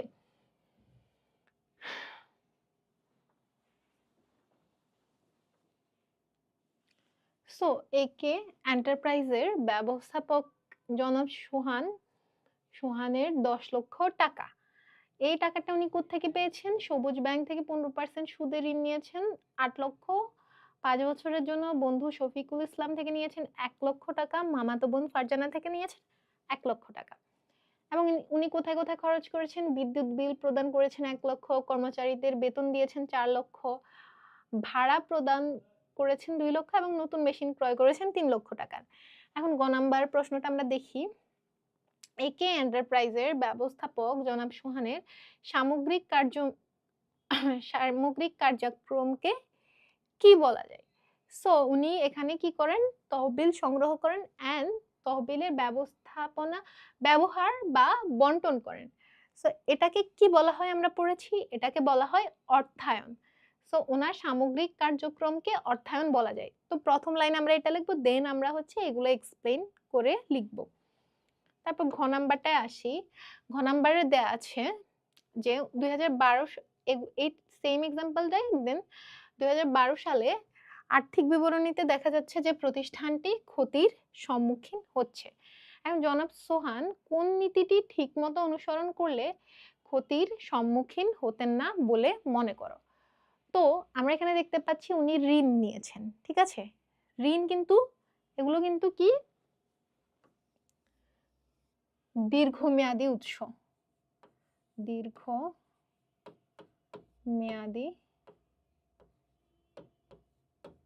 উৎস। এটার থেকে উনি ওনার খরচগুলো দিয়েছেন বিভিন্ন বিদ্যুৎ বিল, কর্মচারীদের বেতন, নতুন মেশিন ক্রয়, ভাড়া প্রদান, ঠিক আছে? সো এখানে কোন নীতিটা লঙ্ঘন হচ্ছে? এখানে লঙ্ঘন হচ্ছে উপযুক্ততার নীতির, ঠিক আছে? উপযুক্ততার নীতির। কেন? আমরা পড়েছি এই যে স্বল্প মেয়াদ চলতি মূলধন, চলতি যে খরচগুলা, এগুলা কোত্থেকে আসতে হবে? স্বল্প মেয়াদী উৎস থেকে বা বিক্রয়লব্ধ আয় থেকে। কিন্তু এখানে কি কি চলতি খরচ আছে? যেমন বিদ্যুৎ বিল, কর্মচারীদের বেতন, ভাড়া প্রদান, এগুলা কিন্তু চলতি খরচ। কিন্তু উনি এগুলা কোত্থেকে দিচ্ছেন? এই যে দীর্ঘমেয়াদী উৎস থেকে দিচ্ছেন বা ঋণকৃত অর্থ থেকে দিচ্ছেন। সো এখানে একমাত্র স্থায়ী মূলধন আছে হচ্ছে কোনটা? নতুন মেশিন ক্রয়, ঠিক আছে? উনি শুধুমাত্র এই ঋণ থেকে এটাই দেওয়া উচিত ছিল, এগুলাও উনি বিয়ার করেছেন দীর্ঘমেয়াদী উৎস থেকে প্রাপ্ত অর্থ দিয়ে, তাই তিনি ক্ষতির সম্মুখীন হয়েছেন। সো এটা হচ্ছে উপযুক্ততার নীতি, এবং এই নীতি যদি তিনি অনুসরণ করতেন তাহলে ক্ষতির সম্মুখীন হতেন না, ঠিক আছে? এই চ্যাপ্টার এইটুকুই, তোমরা একবার পড়ে নিও। দেন হচ্ছে সিকিউ গুলো দেখো। এই চ্যাপ্টার থেকে সাধারণত খুবই সিম্পল ধরনের সিকিউই আসে। ওকে।